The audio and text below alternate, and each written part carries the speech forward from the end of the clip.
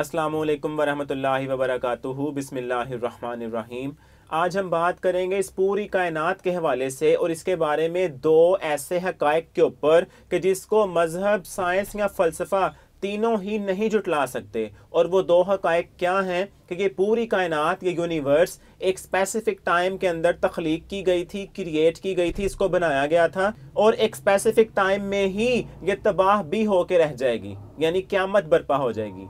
इसको साइंस और मजहब दोनों ही मानते हैं। अब हम देखेंगे कि मजहब और साइंस इन दोनों बातों पर जो एग्री कर रहे हैं तो क्या इनमें कोई तजाद पाया जाता है या कंपैटिबिलिटी है। साइंस की अगर बात करें तो साइंस हमें ये कहती है कि ये पूरी कायनात बिग बैंग के थ्रू क्रिएट हुई। बिग बैंग क्या है? यानी अकॉर्डिंग टू साइंस ये पूरी कायनात इनफिनिटली कंप्रेस्ड थी, लामहदूद तौर पर सुकड़ी हुई थी। According to Big Bang, according to science, scientist क्या कहते हैं कि पूरी यूनिवर्स एक जीरो पॉइंट के अंदर कैद थी। मतलब जिस नुक्ते के अंदर वो कैद थी उसका मैस जीरो था। स्टीफन हॉकिंग, जिसको तमाम साइंसदानों ने सलाम किया और मानते हैं उसकी बात को, उसकी किताब द ग्रैंड डिजाइन के पेज नंबर 106 के ऊपर ये बात दर्ज है। उसने खुद ये इतराफ किया कि ये पूरी कायनात बनने से पहले, तख्लीक होने से पहले जिस नुक्ते में कैद थी उसका साइज क्या था? 1 सेंटीमीटर का। सिर्फ 1 सेंटीमीटर का भी बिलियन, ट्रिलियंथ हिस्सा, यानी आप यूं समझ लीजिए कि एक सुई की नोक का भी 10 खरबवां हिस्सा ये था उस पूरी कायनात का साइज। और उस एक पॉइंट के अंदर जिसका हुजम जीरो था, जिसका मैस था ही जीरो, इनफिनिट एनर्जी और इनफिनिट टेम्परेचर मौजूद था, यानी लामहदूद एनर्जी और लामहदूद दर्जा हरारत था। और फिर ये किसी वजह से फट गया, धमाका हो गया, बिग बैंग हो गया। ये पूरी कायनात, जमीनों आसमान, सूरज, चांद, सितारे सब कुछ बन के रह गया। यानी यहां से क्या नुक्ता निकला कि साइंस ये समझती है कि पूरी कायनात पहले एक थी, सिंगुलैरिटी थी, इकट्ठी थी। मजहब इसके बारे में क्या कहता है? जी हाँ, मजहब भी यही कहता है, कुरान मजीद भी यही कहता है। सूरह अंबिया सूरत नंबर 21 आयत नंबर 30 के अंदर अल्लाह ताला फरमाते हैं, अफलम यरल्लज़ीना कफरू अन्नस समावाति वल अर्ज़ कानता रत्कन फफतकनाहुमा, कि क्या कुफार ने नहीं देखा, नहीं ख्याल किया, नहीं सोचा समझा कि ये जमीनों आसमान मिले हुए थे, एक ही थे, इकट्ठे थे, यकजान थे, फिर हमने इनको फाड़ के, खोल के अलहदा कर दिया।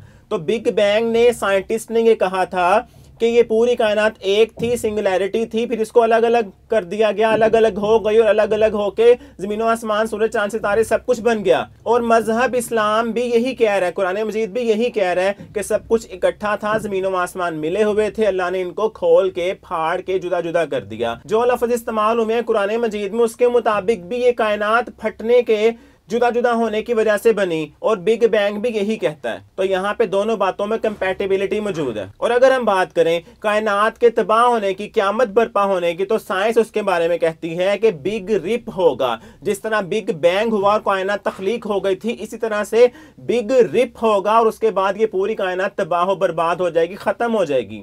अब रिप का मतलब क्या है? रिप का मतलब इंग्लिश डिक्शनरी के अंदर अगर देखा जाए तो उसका मतलब है फट जाना, अलग अलग हो जाना, तबाह बर्बाद होकर रह जाना। और कुरान मजीद इसको इस तरह से बयान करता है सूरह रहमान आयत नंबर 37 के अंदर, सूरह फुरकान आयत नंबर 25 के अंदर, सूरह हाक्का आयत नंबर 16 के अंदर, सूरह मुजम्मिल आयत नंबर 18 के अंदर, सूरह इनफितार आयत नंबर 1 के अंदर और सूरह इंशिकाक की भी आयत नंबर 1 के अंदर अल्लाह ताला ने 6 मकामात पर यह बात जिक्र की कि जब क़यामत बर्पा होगी तो यह आसमान फट जाएगा। अब आसमान से फटने से क्या मुराद है? कुरान मजीद में समा का वर्ड इस्तेमाल हुआ बुलंदियों के लिए भी। तो यहाँ पे आसमान से मुराद सिर्फ आसमान ही नहीं बल्कि आसमान के अंदर जो चीजें मौजूद हैं, जो सितारे मौजूद हैं, वो भी सब कुछ फट जाएगा और यही पूरी कायनात है। इसी को यूनिवर्स कहा जाता है, इसी को कायनात कहा जाता है। साइंस भी इस पूरी यूनिवर्स को ही कायनात कहती है और कुरान मजीद भी यही कह रहा है। अब देखने वाली गौर तलब बात क्या है कि जो अल्फाज इस्तेमाल किए साइंस ने बिग रिप के, उसका मतलब यही था कि एक बड़ा धमाका होगा जिसमें हर चीज तबाह हो जाएगी, फट जाएगी। और कुरान मजीद भी वही अल्फाज इस्तेमाल कर रहा है कि आसमान फट जाएगा तब ये क़यामत बर्पा होगी। सूरह इंशिकाक की आयत नंबर 1 में जो बात आई है वो है इज़ा समाउन शक्कत, कि जब आसमान फट जाएगा। सूरह इनफितार को देखे तो वहां पे भी आयत नंबर 1 में यही बात आई कि इज़ा समाउन फतरत, कि जब आसमान फट जाएगा।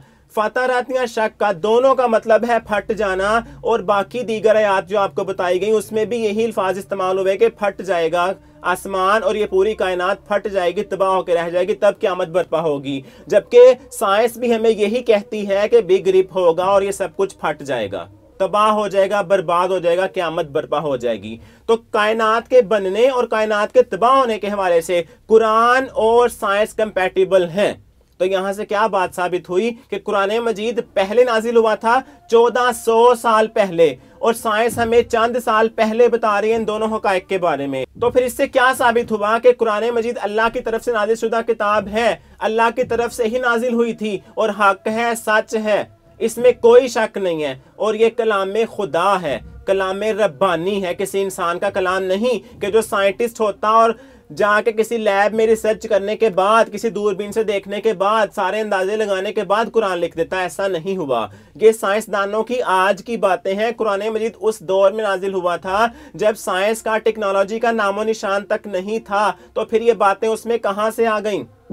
तो ये खुली दलील है, बहुत बड़ी दलील है एथीस्ट के लिए, मुल्हिदीन के लिए, उन लोगों के लिए जो खुदा को नहीं मानते, कि अपनी आंखें खोलें और इन आयात को देखें कि जो जो अल्फाज साइंस इस्तेमाल कर रही है कुरान मजीद उसको पहले ही बता चुका हुआ है। अल्लाह से दुआ है कि अल्लाह हमें कुरान मजीद को समझने और सही फहम अता फरमाए, दीन का सही फहम, कुरान का सही फहम अता फरमाए। वस्सलामु अलैकुम वरहमतुल्लाह।